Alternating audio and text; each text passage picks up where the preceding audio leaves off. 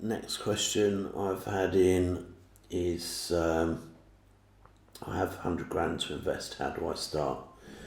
Well, traditionally, most people look up north for properties they can buy for, say, 100 grand and buy 4 properties, and all their money's gone, and there you go, you've got yourself a whole 800 quid a month income profit instead of your 100 grand in the bank.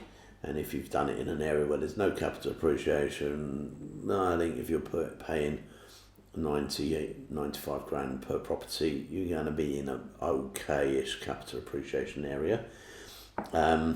2 ways of doing it. I would say you either need to recycle your cash by going into the cheaper areas and buying, doing up and refinancing, or you need to go into slightly dear areas where there's capital appreciation, so a long time it's going to add to your wealth, and you can have a look at doing the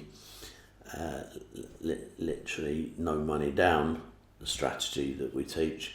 And the most important thing is to use your working capital and recycle it every single time.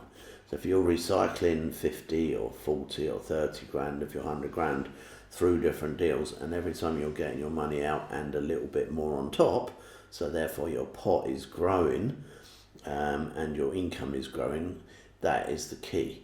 I have done a video which we're going to be releasing towards the end of this week, beginning of the next week, on buying no money down. I've also done another video on buying high yield HMO portfolio, no money left in.